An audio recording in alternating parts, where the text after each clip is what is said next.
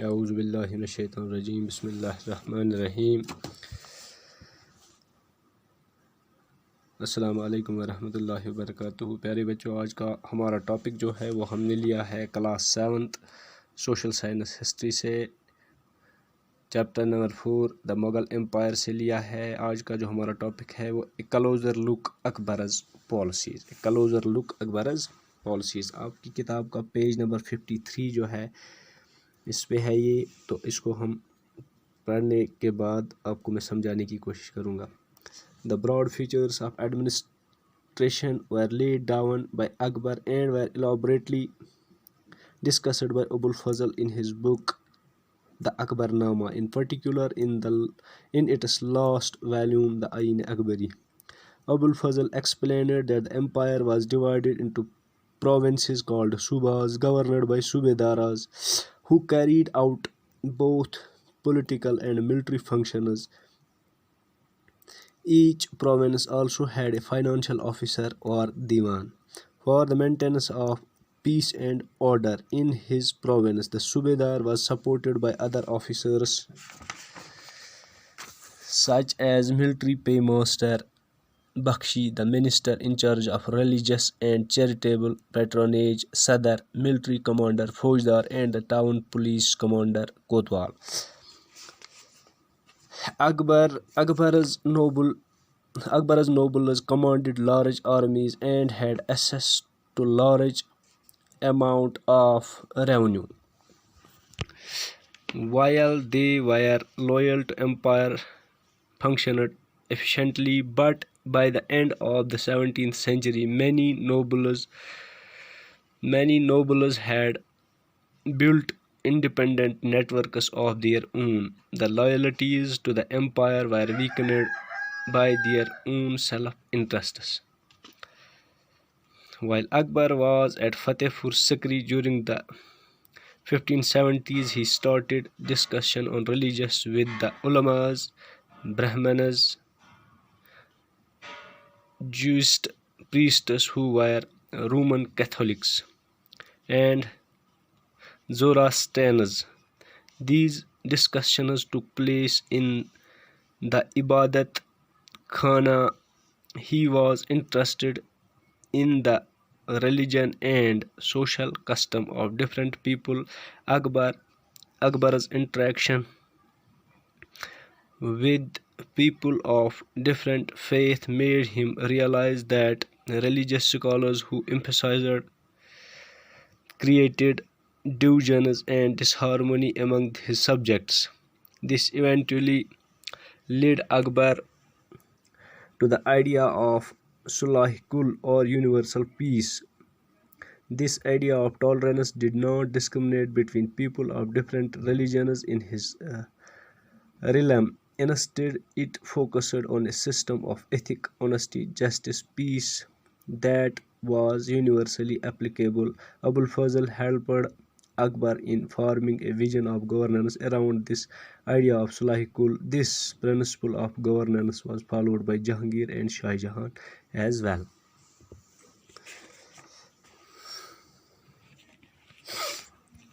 A closer look at Akbar's policies. تو اکبر کی policies کے بارے میں ہم نے پڑھا، اور اب آپ کو میں سمجھانے کی کوشش کروں گا۔ اکبر's features of administration were laid down by Akbar and were elaborately discussed by Abul Fazl in his book. اکبر کے جو فیچرز تھے، جو خصوصیات تھے اس کی ایڈمنسٹریشن کے، اس کے گورننس کے، وہ ان کی بنیاد اس نے خود رکھی، اور اس کے بعد ان کو ڈسکس کیا۔ ابو الفضل جو ایک رائٹر تھا، اس نے جو اکبر کے بارے میں ایک کتاب لکھی ہے جس کا نام ہے اکبرنامہ، تو اس میں اس نے اس کا پورا ڈسکس کیا ہے کہ اس کی ایڈمنسٹریشن کے، اس کی گورننس کے کیا فیچرز تھے۔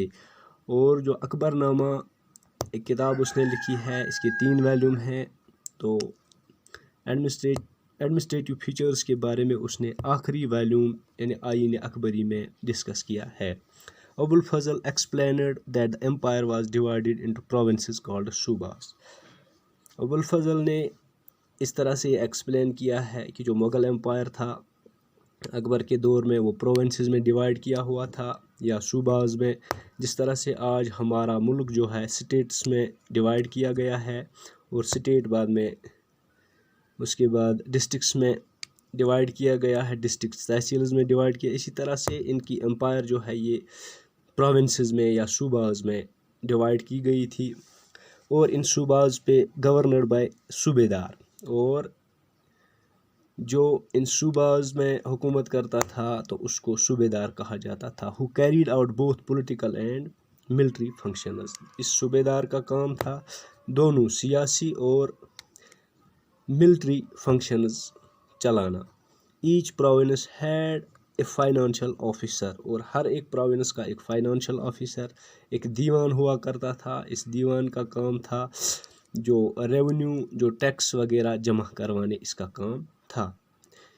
یہ دیوان جو ہے یہ چیف ریونیو آفیسر، دیوان چیف ریونیو آفیسر اس کو کہا جاتا تھا. For the maintenance of peace and order in his province.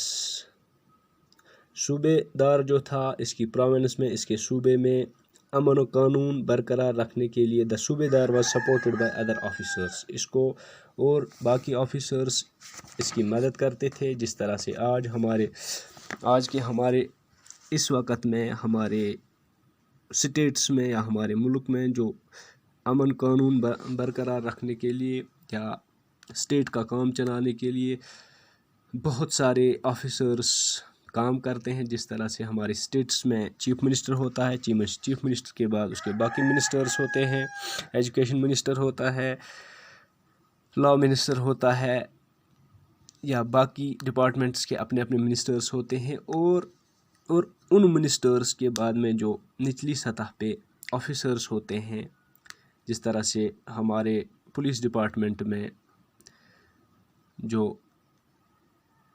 امن قانون برقرار رکھتے ہیں پولیس، ان میں ایس پی ہوتا ہے یا ڈی ایس پی ہوتا ہے یا ایس ایچ او ہوتا ہے. اسی طرح سے جو صوبے دار ہوا کرتا تھا اس کے بہت سارے باقی آفیسرس اس کی مدد کرتے تھے امن قانون برقرار رکھنے میں. Such as the military pay master, جس کو بخشی کہا جاتا تھا. یہ بخشی جو ہے یہ ملٹری ہیڈ ہوتا ہے، head of the military department.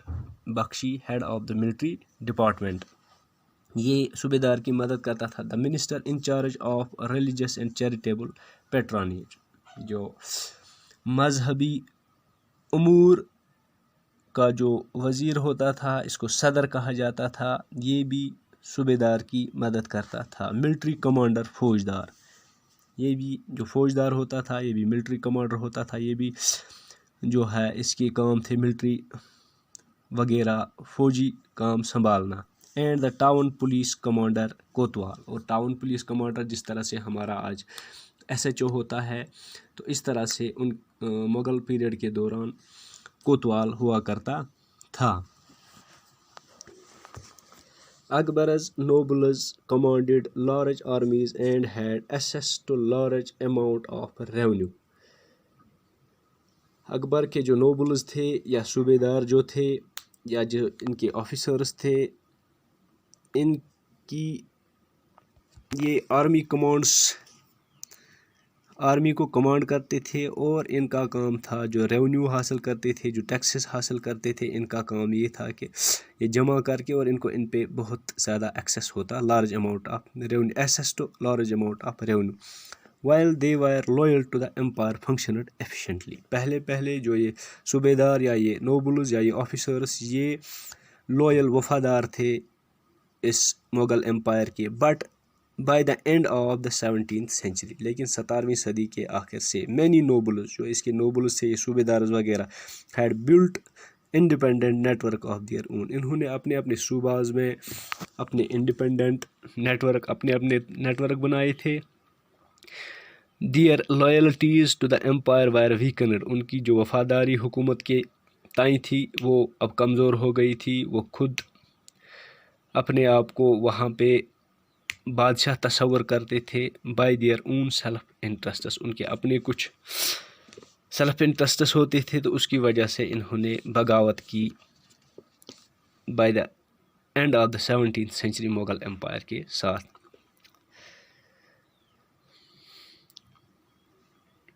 While Akbar was at Fatehpur Sikri during the 1570s, اکبر جو تھا وہ فتح پور سکری میں تھا، تو اس نے وہاں پہ ڈسکشن سٹارٹ کیا علماء کے ساتھ، مسلمان علماء کے ساتھ. ہندو جو برہمنز تھے یا جو پریسٹس جوئسٹ پریسٹس جو تھے یا رومنز، جتنے بھی مذاہب کے جو بڑے علماء تھے، تو ان کے ساتھ اس نے ڈسکس کرنا شروع کیا. These discussions took place in the Ibadat Khana. تو یہ ڈسکشنز اس نے جیسے مساجد میں یا چرچز میں یا مندرز میں اس نے شروع کی. He was interested in the religion and social custom of different people. اس کو بہت انٹرسٹ تھا جو مختلف مذاہب کے لوگ تھے ان کے بارے میں جاننے کے لیے، کسٹمز کے بارے میں جاننے کے لیے. Akbar's interaction with the people of different faith made him realize. Akbar نے جو مختلف مذاہب کے لوگوں کے ساتھ انٹریکشن کی تو اس سے یہ معلوم ہوا کہ ریلیجس اسکالرز جو تھے وہ emphasized rituals، جنہوں نے جو یہ ریچولز یا ڈوگما ایک ایسا اسٹیٹمنٹ یا ایک ایسی بات ہوتی تھی جو ڈکلیئر کی جاتی تھی اور اس کو پھر کرنا پڑتا تھا بغیر کسی کوشچن کے. تو اس کو یہ معلوم ہوا کہ یہ سب کچھ جو ہے جو یہ ریچولز وغیرہ ایمفسائز کرتے تھے دے وائر بگوٹس. بگوٹ کا مطلب یہ ہے کہ ایک ایسا انسان، an individual who is intolerant of the other person's religious belief or culture. بگوٹ وہ آدمی ہوتا ہے جو دوسرے کے مذہب، جس کو دوسرے آدمی کا مذہب جو ہے وہ اس پہ انٹالرنٹ تھا.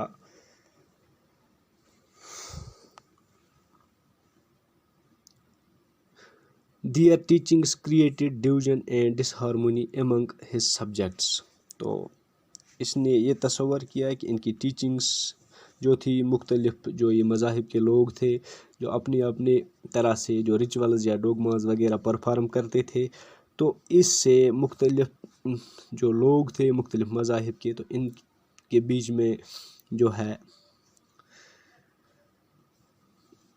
ڈویژن پیدا ہوتا تھا، درار پیدا ہوتی تھی.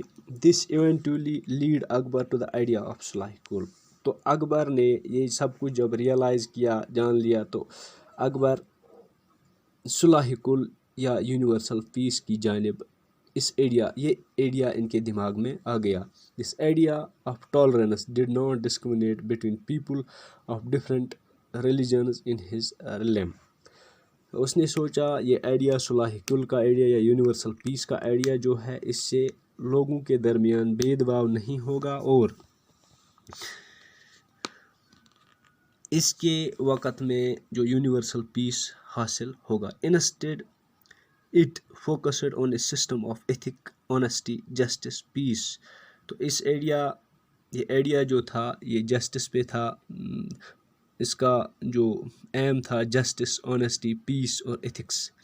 دیٹ واز یونیورسلی اپلیکیبل، جو یونیورسلی اپلیکیبل تھا. ابو الفضل helped Akbar in forming a vision of governance around this idea of Sulh کل.